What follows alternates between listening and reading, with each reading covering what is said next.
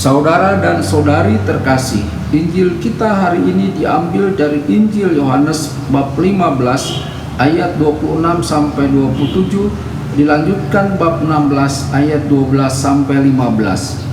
Dalam amanat perpisahannya, Yesus berkata kepada murid-muridnya, "Jikalau penghibur yang akan kuutus dari Bapa datang, yaitu Roh kebenaran yang keluar dari Bapa, ia akan bersaksi tentang aku. Tetapi kamu juga harus bersaksi, karena kamu dari semula bersama-sama dengan aku. Masih banyak hal yang harus kukatakan kepadamu, tetapi sekarang kamu belum dapat menanggungnya. Tetapi apabila ia datang, yaitu Roh kebenaran, ia akan memimpin kamu ke dalam seluruh kebenaran. Sebab ia tidak akan berkata-kata dari dirinya sendiri, tetapi segala sesuatu yang didengarnya, itulah yang akan dikatakannya. Dan ia akan memberitakan kepadamu hal-hal yang akan datang. Ia akan memuliakan aku, sebab ia akan memberitakan kepadamu apa yang diterimanya daripadaku. Segala sesuatu yang Bapa punya adalah aku punya. Sebab itu aku berkata, ia akan memberitakan kepadamu apa yang diterimanya daripadaku. Berbahagialah orang yang mendengarkan sabda Tuhan dan tekun melaksanakannya. Sabdamu adalah jalan, kebenaran dan hidup kami."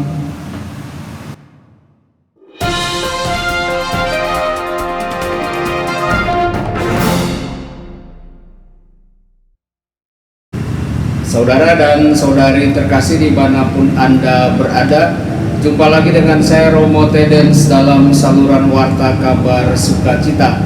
Semoga Anda semua tetap dalam keadaan sehat dan berbahagia. Saudara dan saudari, Injil kita pada hari raya Pentakosta pada hari ini diambil dari Injil Yohanes bab 15 ayat 26 sampai 27, dilanjutkan bab 16 ayat 12 sampai 15. Ada cerita tentang bagaimana asal muasal anggur. Suatu hari di Taman Firdaus, Adam keluar untuk menanam pohon anggur.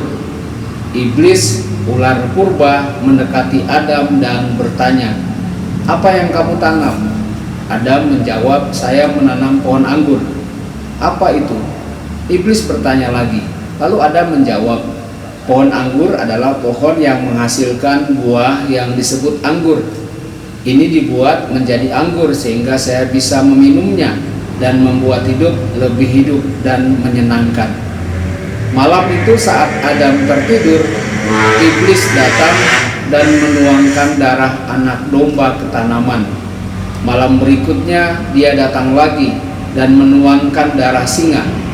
Pada malam ketiga dia membawa darah monyet, dan pada malam keempat darah ikan.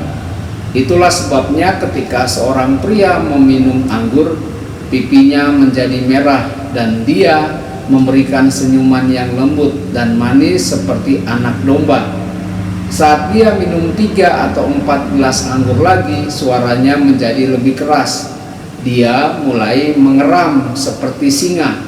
Tetapi ketika dia masih terus minum lebih banyak anggur, dia kemudian bertindak seperti monyet, menari dan melompat-lompat seperti orang gila. Dan ketika dia minum terlalu banyak anggur, dia jatuh dari kursinya, tidak dapat berdiri dan berjalan. Dia merangkak dan berenang seperti ikan. Itulah efek dari semangat alkohol, semangat yang banyak dari kita kenal. Jadi kita harus memperhatikan peringatan di botol minuman. Minumlah secukupnya. Saudara-saudari, pada bacaan pertama hari ini, orang Yahudi mengira bahwa para rasul sedang mabuk. Mereka keluar rumah pada pagi hari Pentakosta dengan suara keras dan semangat yang tinggi. Benar bahwa mereka mabuk, tetapi tidak dengan roh alkohol, namun dengan roh ilahi, Roh Kudus. Kedatangan Roh Kudus mengubah para rasul begitu dalam, sehingga memicu perubahan total dan pembaruan seluruh dunia. Minggu ini kita merayakan Hari Raya Pentakosta. Pentakosta awalnya adalah festival panen Yahudi yang disebut Safut ini juga merupakan festival minggu yang memperingati pemberian Taurat di Gunung Sinai 50 hari setelah Eksodus dari Mesir. Saudara-saudari, oleh karena itu nama Pentakosta dari kata Yunani pente yang artinya 50. Pada hari ini ada banyak orang Yahudi di Yerusalem. Para rasul takut keluar. Mereka berada tepat di dalam ruang atas dengan pintu dan jendela terkunci. Tetapi mereka berdoa bersama dengan bunda yang terberkati.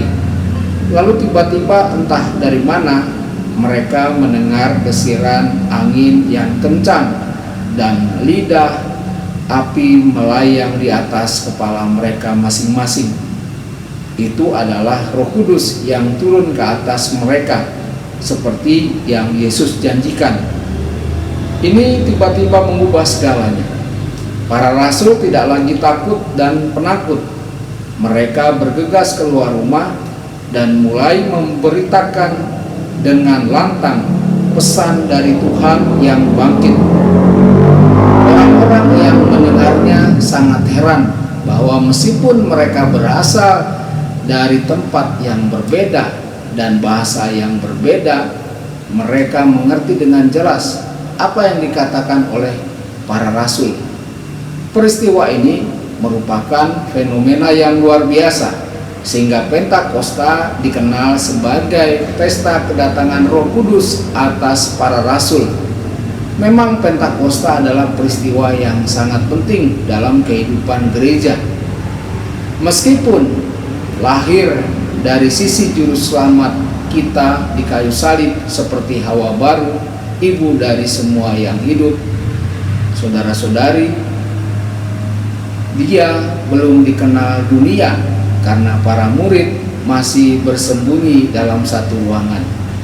Pada hari Pentakosta, dengan kuasa Roh Kudus, dia dimanifestasikan ke dunia ketika para rasul keluar dari persembunyiannya dan mulai mewartakan dengan berani pesan dari Tuhan yang bangkit. Pentakosta kemudian dengan tepat dapat disebut Epifani atau manifestasi gereja. Roh Kudus memberi para rasul semua rahmat dan karunia untuk memenuhi instruksi terakhir Yesus sebelum kenaikannya ke surga. Karena itu pergilah, jadikanlah semua bangsa muridku, baptislah mereka dalam nama Bapa dan Putra dan Roh Kudus. Ajarkanlah mereka untuk menjalankan semua yang telah aku perintahkan kepadamu. Saudara dan saudari terkasih, Pentakosta kemudian adalah pesta Roh Kudus, pribadi ketiga dari Tritunggal Maha Kudus. Dia adalah roh yang murni, dan ini menjelaskan mengapa kita mengalami kesulitan untuk memiliki pemahaman yang jelas tentang sifatnya. Namun kebenarannya adalah Roh Kudus selalu menyertai kita. Dia adalah hadirat Allah yang tinggal di dunia seperti yang Yesus janjikan. Dan lihatlah, aku menyertai kamu selalu sampai akhir zaman. Saudara-saudari, kita telah menerima Roh Kudus dalam pembaptisan kita, dan terutama dalam sakramen penguatan ketika kita dimeteraikan dengan kurnia Roh Kudus. Hari Minggu ini, marilah kita menghormati dan memuji Roh Kudus, pribadi ketiga Allah. Dan setiap hari, marilah kita senantiasa sadar akan kehadiran Roh Tuhan yang tinggal bersama kita, sehingga kita benar-benar menjadi bait Allah, Roh Kudus yang hidup dan alat pembaharuan transformasi dalam kehidupan dunia. Maka marilah kita berdoa, datanglah Roh Kudus, nyalakan api kasih-Mu di dalam diri kami, dan baharuilah muka bumi. Tuhan Yesus memberkati dan menyertai Anda semua. Sabda Allah adalah kebenaran, sabda Allah adalah kehidupan. Mari kita mencintainya, mari kita menghayatinya. Ya Tuhan yang ku muliakan, sabdamu angkat resahku.